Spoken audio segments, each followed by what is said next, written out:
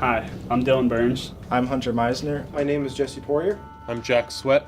My name is Stephen Usher. We are C Team 14, and our project is FoamSat. Hi, I'm Ryan McDevitt. I'm the CEO of Benchmark Space Systems. I'm the industrial mentor for this project, and we're also the client. My name is Darren Hitt. I'm the director of the Vermont Space Grant Consortium, who is providing the funding for this project. I'm also serving as a faculty mentor for the project. The goal of this project is to create a propulsive attitude control system which can be incorporated in 1U of a 3U CubeSat architecture. A CubeSat is a design standard for a class of nanosatellites designed to enable low-cost research and commercial endeavors. Current technologies offer precise orientation control through reaction control wheels and magnetorquers, but do not address translational positioning. This requires an onboard propulsion system.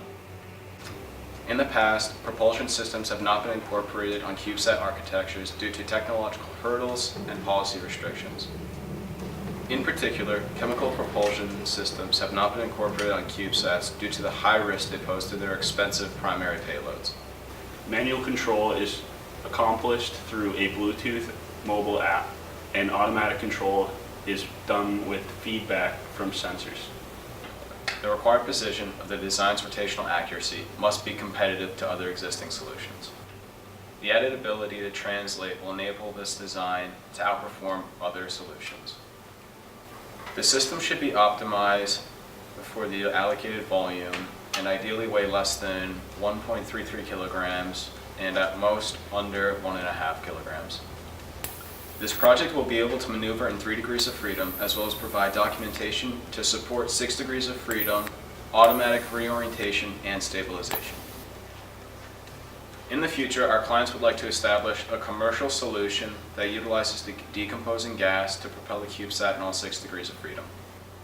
The design to accomplish this must be light, precise, efficient, modular, and reliable.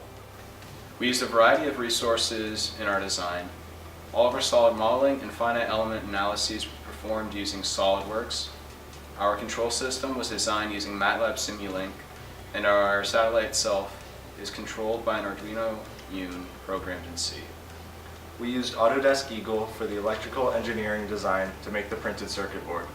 Finally, we used Python to estimate characteristics of the system and design the thrusters to be able to iterate through different versions. In an attempt to test automatic control, the pendulum model is formed. In the pendulum model, if you move the CubeSat, gravity will want to accelerate it down to reach the final equilibrium point, the stable position. In order to counteract the force of gravity, we will be thrusting in the opposite direction in order to come to rest at a faster rate than normal. Development of this propulsion technology has the ability to impact many different space industries. The United States government is also developing the technology through DARPA for numerous applications. The RSGS program, also known as Phoenix Project, aims to use microthruster technology on small satellites to conduct repair missions on other large satellites and stations while in orbit. This in-orbit servicing could extend the lifetime of satellites currently in use and save millions in taxpayer dollars. The scientific community is also using and expanding this technology for the purpose of exploration. The Asteria satellite, currently in low Earth orbit, is only slightly larger than a box of cereal, but uses attitude control technology to pan the sky for exoplanets by detecting wobbling stars. Overall, the continued development of this technology has a potential to make massive impacts to the industry. 3 prototypes of increasing complexity were designed, built, and tested in succession. Prototype 1 verified the functionality of the Lee Company solenoid valves, as well as basic automatic control. Prototype 2 integrated 4 valves and established manual control for the system. Prototype 3 packages the attitude control system into 1U to satisfy the client's objectives. The final design is packaged into a 2U volume for testing. The lower U holds the attitude control system, while the upper U holds the batteries. The pressure system is charged using a fill port coming out of the manifold. This feeds a single pressure system, including 4 large pressure tanks, as seen in gray. Once the system is charged and the filling assembly is removed, testing can take place. To fire the appropriate thrusters, the Lee Company solenoid valves, seen in green, are activated. Propellant is fed to them using piping, seen in white, connecting to direct metal laser sintered adapters, shown in yellow, to the manifold, which is also a direct metal laser sintered component. The microcontroller being used is the Arduino Uno, which has the ability to update code wirelessly for easy testing. The microcontroller will be used as the trigger for the driver circuit, applying a 5-volt square wave from the digital pins of the Uno to the DRV103H chip for a controlled period of time to stabilize the CubeSat for all linear disturbances.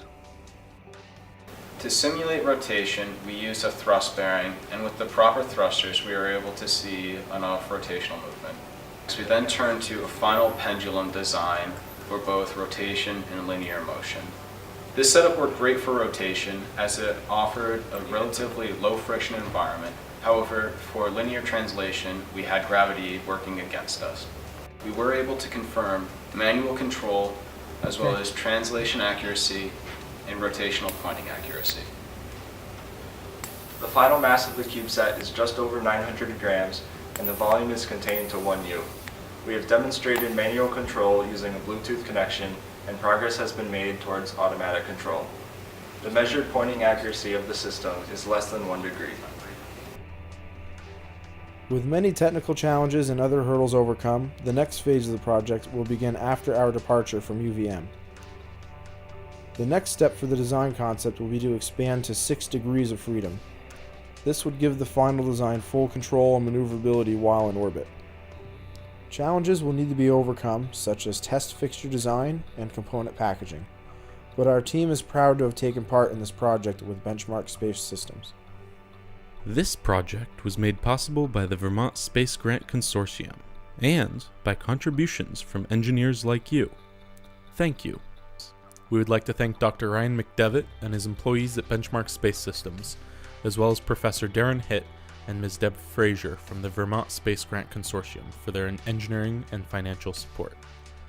We'd like to thank the Space Lab here at the University of Vermont for letting us use their lab space for manufacturing as well as testing of our prototype. Lastly, we'd like to offer a final thank you to everybody that helped us out on our project in any capacity to offer advice, answer questions, and support us in any way. From all of us on Seed Team 14, thank you.